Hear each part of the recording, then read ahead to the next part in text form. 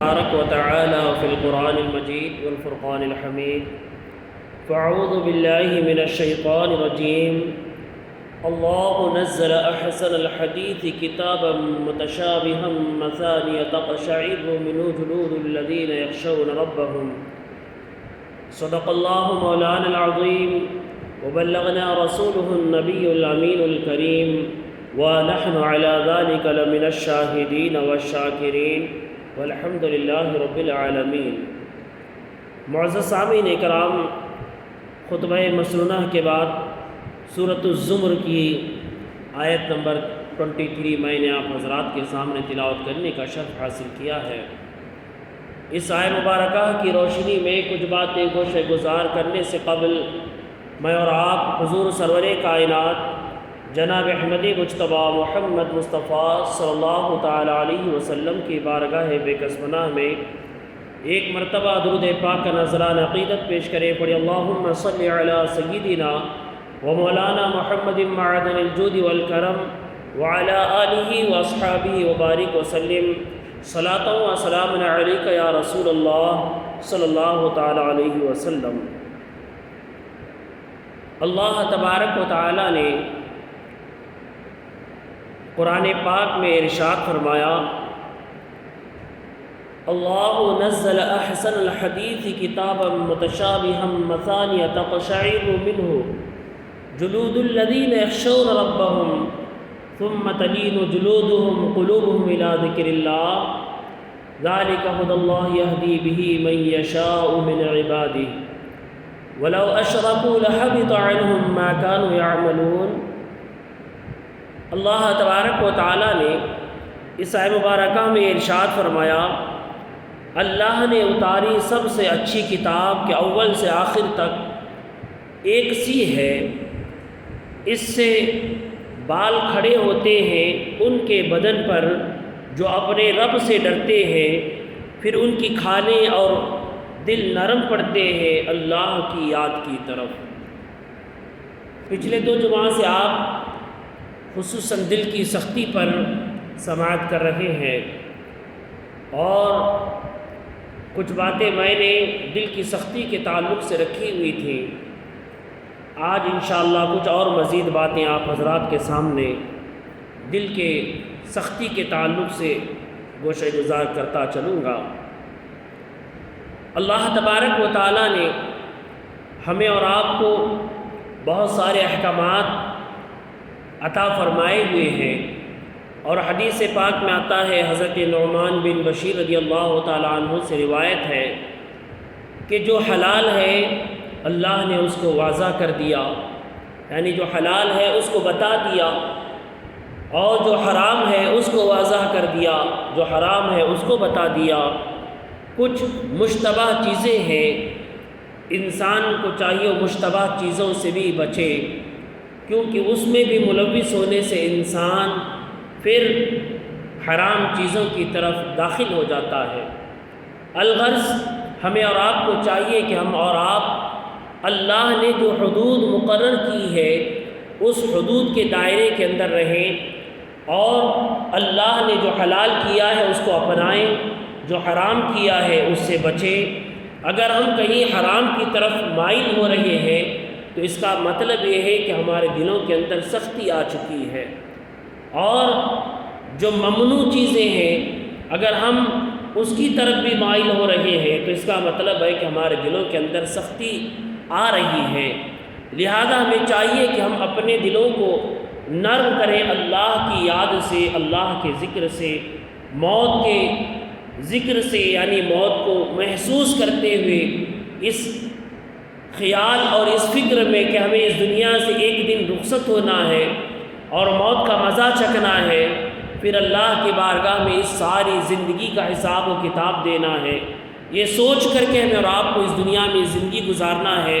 اگر یہ سوچ کو ہم مسلسل اپنے عملی نمونے میں داخل کر لیتے ہیں تو پھر ہم اپنے آپ میں غور و تدبر کر کے، فکر کر کے، اپنے لیے حلال و حرام کو جان کر کے جب ہم حرام چیزوں سے، ممنوع چیزوں سے بچنے والے ہو جائیں گے اور اللہ کا خوف ہمارے دلوں میں آ جائے گا چھوٹی چھوٹی نافرمانیوں پر ہم اور آپ خوف کھا کر کے ڈر کر کے اللہ کی بارگاہ میں حاضری دے کر کے رونے والے گڑ گڑانے والے بن جائیں گے، اپنے آنکھوں سے آنسو ٹپکتے ہوئے ہم اور آپ اگر دیکھ رہے ہیں تو پھر سمجھیں ابھی ہمارے دلوں کے اندر کہیں نرماہٹ کی باقی ہے، ورنہ ہمارے دل مضبوط ہو چکے ہیں۔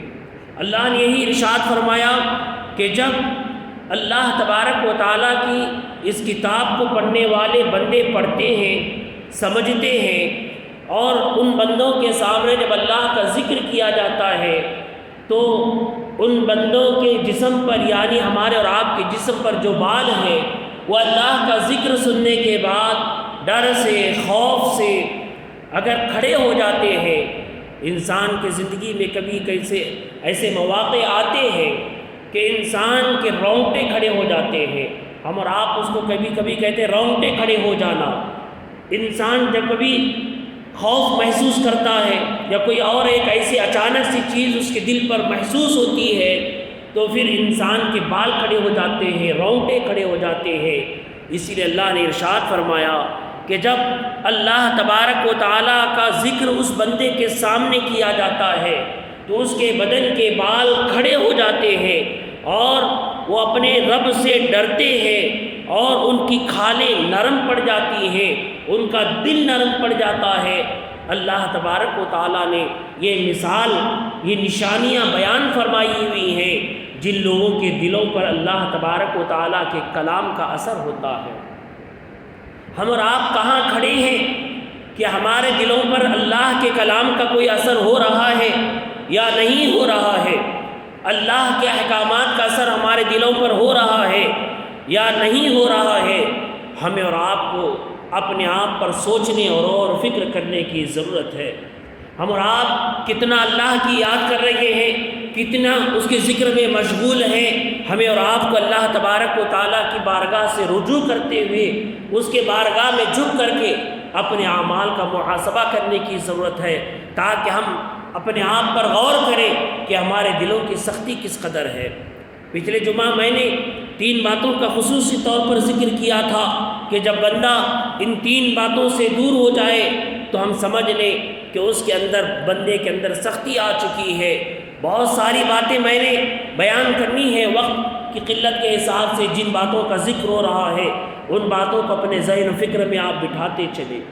پچھلے جمعہ میں نے ذکر کیا تھا جس بندے کا دل اللہ کے ذکر میں نہیں لگتا ہے، اللہ کا ذکر کرنے کا اس کا کوئی شوق اور ذوق نہیں ہے، یا پھر اللہ کے ذکر سے وہ بھاگتا ہے، اللہ کے ذکر کو سننا، اس کے ذکر میں بیٹھنا، اس کی یاد میں اپنے دل کو للچانا، اس کی یاد میں کچھ وقت نکالنا اگر یہ بندے پر بھاری پڑتا ہے یا پھر سرے سے اس میں لگا ہی نہیں ہے تو جان لے اس بندے کے دل کے اندر سختی آ چکی ہے۔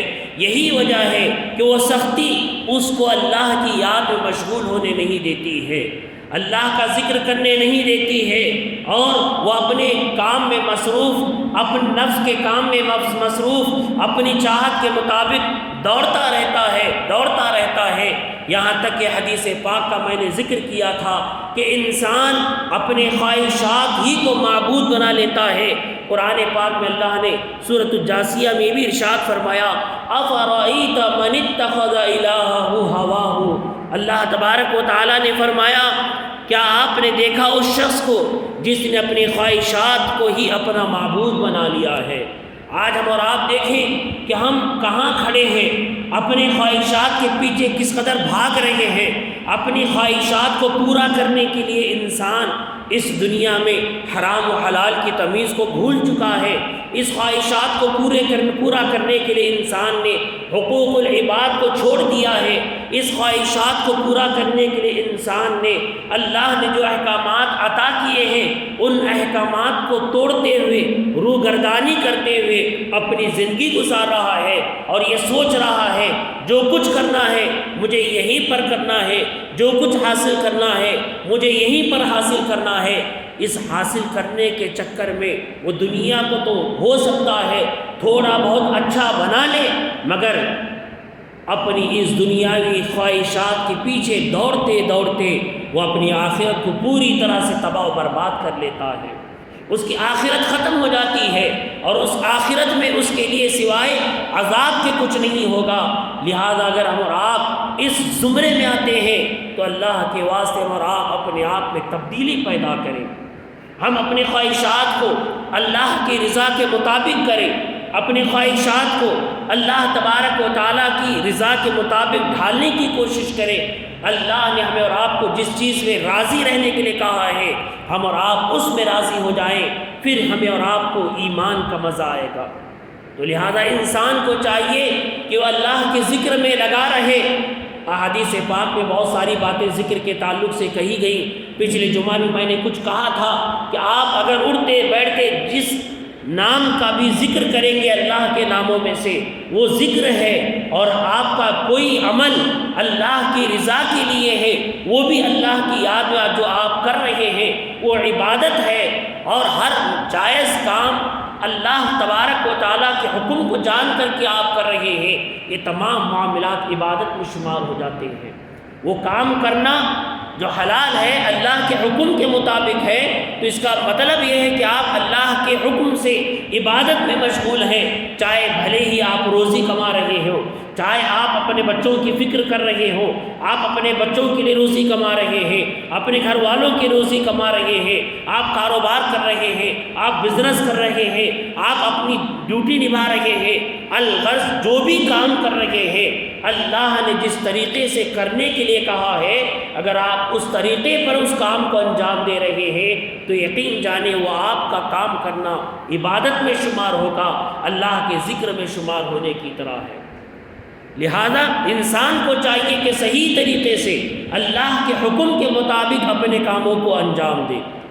پھر میں نے اس کا بھی ذکر کیا تھا کہ ہم اور آپ موت سے غافل ہو چکے ہیں۔ یقیناً جو انسان موت سے ڈرتا ہے وہ انسان بہت سارے کاموں سے بچ جاتا ہے۔ ہم اور آپ دیکھیں، اگر ہم اس دنیاوی اعتبار سے ایک مثال آپ کو دیتا چلوں، ایک انسان جب ہٹا کٹا مضبوط ہوتا ہے تو بہت سارے لوگوں پر اپنی غنڈہ گردی کرتا ہے، طاقت دکھاتا ہے، اپنا روب جھاڑتا ہے۔ جب وہی بستر پر آ جاتا ہے تو لوگوں کے سامنے گڑ گڑانے لگتا ہے، اس کے اندر کی جو طاقت والی صفت تھی وہ ختم ہو جاتی ہے، وہ اپنے آپ کو بے بس کمزور محسوس کرنے لگتا ہے، اور اس وقت وہ اپنے کاموں پر شرمندہ اور نادم بھی ہوتا ہے، اور یہ بھی اس وقت ہوتا ہے جب اللہ اس کو توفیق دیتا ہے۔ تو الغرض انسان جب موت اس کے سامنے آ کر کھڑی ہو جاتی ہے تو انسان اپنے آپ میں بے بسی محسوس کرتا ہے، اور ہم اور آپ مسلمان ہیں، ہمیں اور آپ کو پتہ ہے کہ ایک نہ ایک دن ہمیں اس دنیا سے جانا ہی جانا ہے، اور جانے کے بعد اللہ کے بارگاہ میں ہمیں اور آپ کو حساب و کتاب دینا ہے، اپنی اس زندگی کا حساب و کتاب اللہ کے بارگاہ میں پیش کرنا ہے۔ اگر ہم موت کو یاد کرتے ہوئے اپنے آپ کو اس بات کے لیے راضی کر لیں کہ مجھے خدا کے سامنے کھڑا ہونا ہے، تو یقین جانیں کہ ہم اور آپ اس دنیا میں اللہ کی رضا کے مطابق اپنی زندگی گزارنے کی کوشش کریں گے۔ ہم اور آپ زبان سے تو کہتے مرنا ہے، مگر عملی طور پر ہمارا عمل یہ نہیں بتاتا ہے کہ ہم مرنے والے ہیں۔ ہم تو یہ سوچتے ہیں، ہمارے ذہنوں میں فکروں میں یہ بات آتی ہے فلاں مر گیا، فلاں مر گیا، فلاں مر گیا، مگر ہمارے ذہن میں یہ بات نہیں آتی کہ مجھے مرنا ہے۔ جس دن ہمارے ذہنوں میں بات آئی اور جس وقت ہم قبرستان میں کھڑے رہیں گے، کسی جنازے کو دفن کرتے رہیں گے، اس وقت ہمارے آنکھوں سے اگر آنسو گرنے لگے تو سمجھ جائیں کہ اب ہمارے دل میں کچھ محسوس ہو رہا ہے، ہمارے دلوں کے اندر نرماہٹ کی آ گئی ہے، ہمارے دل کے اندر کچھ خوف خدا کے اثرات پیدا ہو رہے ہیں۔ ورنہ قبرستان میں بھی ہم اور آپ آج دیکھ رہے ہیں، لوگ مسکرا رہے ہیں، لوگ باتیں کر رہے ہیں، کاروبار کی باتیں ہو رہی ہیں، انسان ایک دوسرے کے ساتھ مذاق کرتے ہوئے، ہنستے ہوئے، کھلکھلاتے ہوئے قبرستان میں مردوں کو دفن کرتے ہوئے ہم اور آپ دیکھ رہے ہیں۔ آج ہمارے دل اتنے سخت ہو چکے ہیں، آج ہمارے دلوں کے اندر سے نرماہٹ کی ختم ہو چکی ہے، ہمارے دل سخت سخت ترین ہو گئے ہیں۔ یہ مثالیں ہیں جو اللہ تبارک و تعالیٰ نے ہمیں اور آپ کو بتائی ہیں تاکہ ہم سمجھ جائیں اور اپنی آخرت کی زندگی کو بہتر بنائیں۔ پھر یہ بھی ارشاد فرمایا گیا کہ انسان کا دل سخت ہونے کی ایک علامت یہ بھی ہے کہ انسان اللہ کی راہ میں خرچ کرنے سے پیچھے سرکتا ہے۔ اللہ کو قرض دینے سے پیچھے ہٹتا ہے۔ قرآن پاک میں اللہ تبارک و تعالیٰ نے یہ بھی ارشاد فرمایا وَمَن يُقْرِضُ اللَّهَ قَرْضًا حَسَنًا۔ اللہ اکبر، کتنی بڑی بات ہے۔ ہم اور آپ اللہ تبارک و تعالیٰ کو کیا قرض دے سکتے ہیں؟ ہماری حیثیت ہے کہ جو ہم اللہ کو قرض دیں، مگر رب تبارک و تعالیٰ رب کریم ہو کر کے فرماتا ہے کہ کون ہے جو مجھے قرض حسنہ دے، اور جو قرض حسنہ مجھے دے گا اس قرض حسنہ کے بدلے میں اس کو جو دیا جائے گا اس کا تصور نہیں ہے، وہ سوچ نہیں سکتا کہ اللہ تبارک و تعالیٰ اس کو کیسے دے گا۔ اور قرض کیا ہے؟ کون اللہ کو قرض دے گا؟ معزز سامعین اکرام، اور آپ کہیں گے اللہ کو کیسے قرض دے؟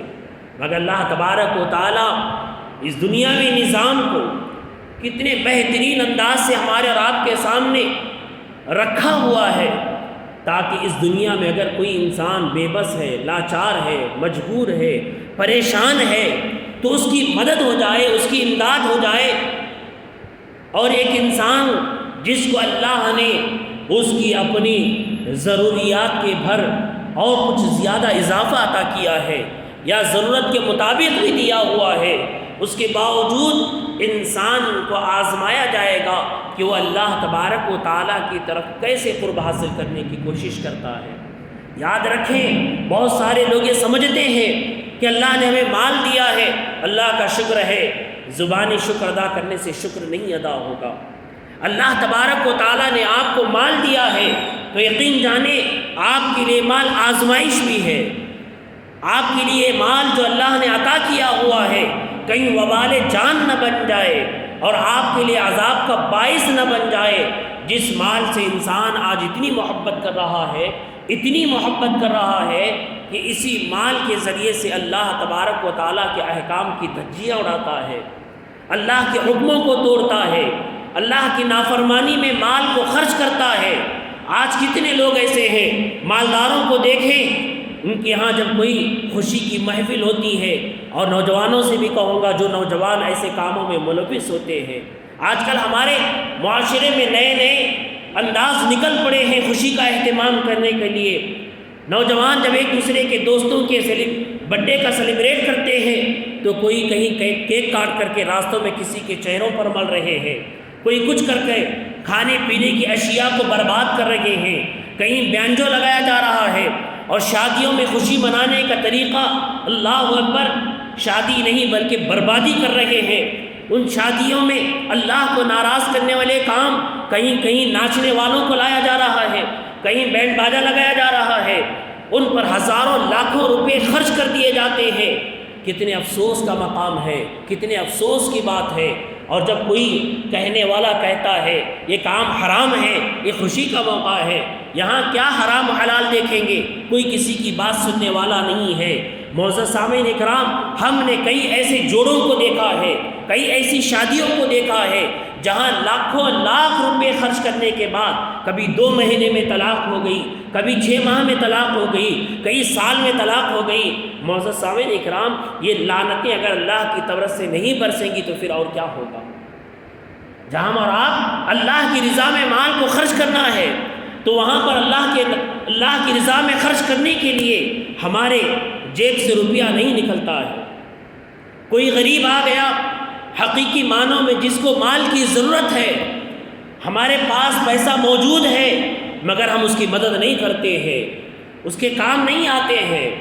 کوئی مسکین ہے اس کی مدد نہیں کرتے ہیں، کوئی پریشان ہے اس کی مدد نہیں کرتے ہیں، کوئی مقروض ہے اس کا قرض نہیں معاف کرتے ہیں، مگر اللہ کے حکم کے خلاف لاکھوں روپے اسراف کر دیتے ہیں، لاکھوں روپے خرچ کر دیے جاتے ہیں۔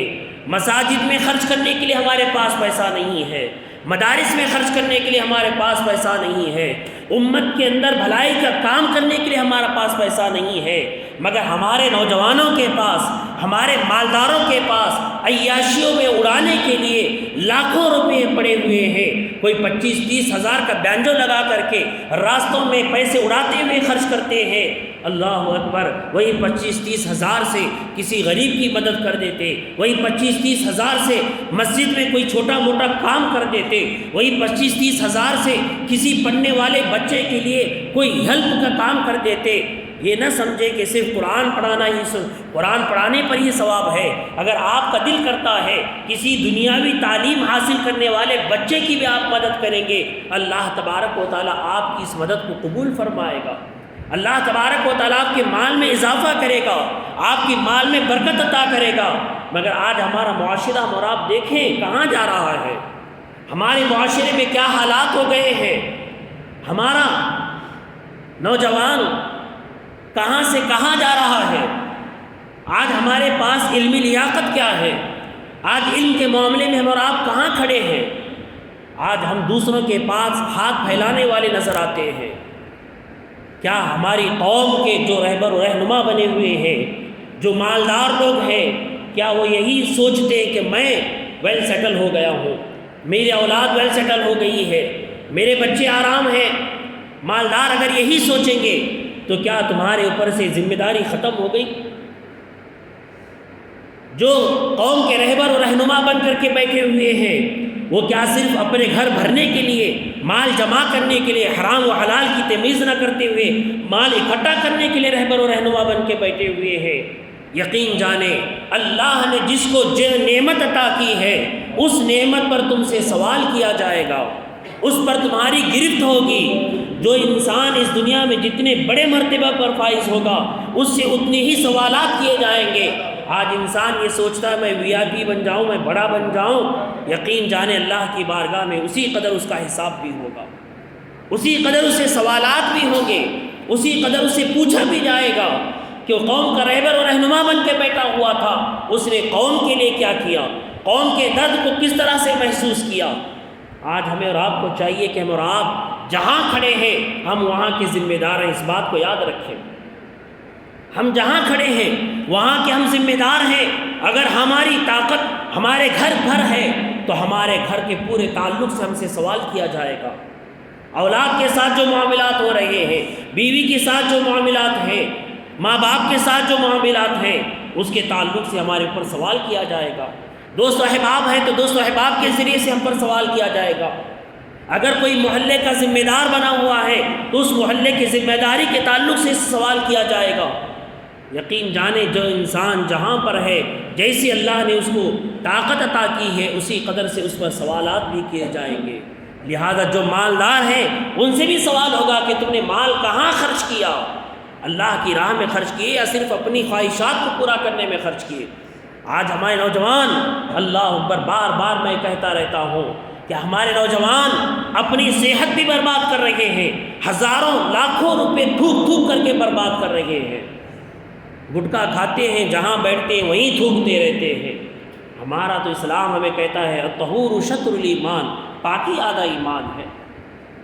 یہ جہاں بیٹھیں گے وہیں کھا کر کے تھوکتے رہتے ہیں، زمینوں کو لال کر دیتے ہیں اور ہزاروں لاکھوں روپے برباد ہو رہے ہیں۔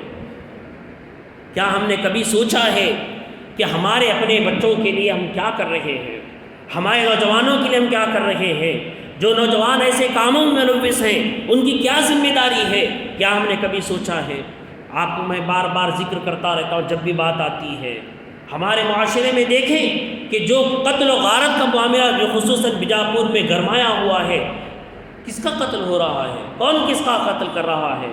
ایک مسلمان دوسرے مسلمان کو مار رہا ہے، ایک گروہ دوسرے گروہ کو مار رہا ہے اور طاقت آزمائی کر رہے ہیں۔ قسم خدا کی دونوں کے دونوں جہنم میں جائیں گے، قتل کرنے والا بھی جہنم میں جائے گا اور مقتول بھی جہنم میں جائے گا۔ حدیث پاک کا میں نے حوالہ بھی دیا تھا، کیوں؟ اس لیے کہ فرمایا گیا کہ ایک شخص قاتل کو قتل کرنے پر ابھار رہا ہے، یعنی کوئی شخص جان بوجھ کر کے ایسی حرکتیں کرتا ہے کہ مجھے قتل کرے، تو اس لیے جو قتل کرنے والا ہے وہ بھی جہنم میں جائے گا اور جو قتل ہوا ہے وہ بھی جہنم میں جائے گا۔ اللہ تبارک و تعالی حفاظت فرمائے۔ اور بڑے افسوس کی بات ہے، ایسی حرکتوں کے بعد کوئی مر جاتا ہے تو لوگ اس کی قبر پر شہید لکھتے ہیں، نعوذ باللہ۔ اس نے ایسا کون سا تیر مار دیا، کون سا اسلام کے لیے کام کیا جو مرنے کے بعد اس کی قبر پر شہید لکھا گیا ہے؟ اس کو تو اٹھا کر کے سیدھا جہنم کے گڑھے میں ڈال دیا جائے گا۔ یاد رکھیں ہم ایسے اعمال میں جو ملوث ہیں یہ تمام کے تمام ہم اور آپ اس کے ذمہ دار ہیں۔ ہمیں چاہیے کہ ہم خود بھی بدلیں اور اپنے دوست و احباب جو ہمارا گروہ ہے ہم اس کو بدلنے کی کوشش کریں، بھلائی کے راستے پر لائیں، اور تمام کی تمام باتیں انسان کے اندر، دل کے اندر جب سختی آتی ہے تب یہ سب معاملات پیش آتے ہیں۔ لہذا اللہ کے رسول احادیث پاک کی روشنی میں یہ بات بتائی گئی کہ جس کا دل اللہ کی راہ میں مال خرچ کرنے کے لیے آگے پیچھے ہوتا ہے تو یہ بھی ایک نشانی ہے کہ اس کے دل کی سختی کی علامت ہے، اس کے اندر دل کے اندر سختی آ چکی ہے، یا یوں کہہ لے کہ اللہ کی ذات پر سے اس کا یقین اٹھ چکا ہے۔ کاروباری آدمی جب اس کو لگتا ہے کہیں مجھے لاکھوں کا منافع ملنے والا ہے تو فوراً اپنا مال ڈال دیتا ہے اور منافع کمانے کی کوشش کرتا ہے، فائدہ حاصل کرنے کی کوشش کرتا ہے، مگر اللہ کی ذات پر بھروسہ نہیں ہے۔ قرآن پاک میں اللہ تبارک و تعالیٰ نے فرمایا من یقرض اللہ قرضا حسنا، تم مجھے قرضہ دو، قرض حسنہ دو۔ قرض حسنہ کیا ہے؟ جب کوئی غریب یتیم مسکین ہو، کوئی پریشان حال ہو، اس کی مدد کرے، کوئی تعلیم حاصل کرنا چاہتا ہے، اس کے پاس پیسہ نہیں ہے، اس کی مدد کرے۔ جس صورت میں آپ ایک اچھائی کے لیے، چاہے وہ کوئی بھی ہو، اگر آپ اس کی مدد کرتے ہیں تو یقین جانے اللہ کو آپ کا قرض دینا ہے۔ مساجد میں جہاں کہیں ضرورت ہے آپ وہاں پر خرچ کر رہے ہیں تو یقین جانے یہ اللہ کی بارگاہ میں آپ کا قرض دینا ہے۔ کسی مدارس میں آپ خرچ کر رہے ہیں تو یقین جانے اللہ کی بارگاہ میں قرض دینا ہے، اور اس کا بدلہ کیا ہوگا؟ اللہ اکبر، احادیث پاک میں آتا ہے ایک شخص کے گناہ پہاڑوں کے برابر ہوں گے، اور جب اللہ تبارک و تعالیٰ اس کے گناہوں کی فہرست دکھائے گا تو اس کو یقین ہو جائے گا کہ اب میری بخشش کی کوئی صورت نہیں ہے، مگر کچھ ہی دیر کے بعد جب پلٹ کر کے دیکھے گا تو وہی گناہوں کا پہاڑ نیکیوں میں تبدیل ہو چکا ہوگا۔ کیوں؟ اس لیے کہ اللہ تبارک و تعالیٰ کو جس نے جو قرض دیا ہے، قرض حسنہ، اللہ تبارک و تعالیٰ اس قرض کو بڑا کر کے بروز قیامت نیکی کی شکل میں اس کو عطا کرے گا۔ اس کے گناہوں کے انبار نیکیوں میں تبدیل ہو چکے ہوں گے، اور ان اللہ علی کل شیء قدیر، اللہ تبارک و تعالی ہر چیز پر قدرت رکھنے والا ہے۔ لہذا بندے کے ایک ایک عمل پر اگر وہ چاہے تو معاف کر دے، اور اس بندے کے ایک عمل پر اس کے سارے گناہوں کو نیکیوں میں تبدیل کرنے کی وہ قدرت اور طاقت رکھتا ہے۔ اسی لیے ہمیں چاہیے کہ ہم اور آپ اللہ کی راہ میں خرچ کرنے والے بنے۔ اپنے دلوں سے اللہ کی راہ میں خرچ کرنے سے جو ہمارے دلوں کے اندر سے مال کی محبت ہے وہ ختم ہو جاتی ہے، کنجوسی ختم ہو جاتی ہے۔ دنیا کے لیے ہم اور آپ جیسے خرچ کرتے ہیں، ہمیں چاہیے کہ ہم اللہ کی راہ میں خرچ کرنے والے بنے، اللہ کی رضا کے لیے خرچ کرنے والے بنے، تاکہ ہمارے دلوں سے سختی دور ہو جائے۔ اللہ تبارک و تعالیٰ مجھے اور آپ کو ان باتوں پر عمل کرنے کی توفیق عطا فرمائے۔ کہیں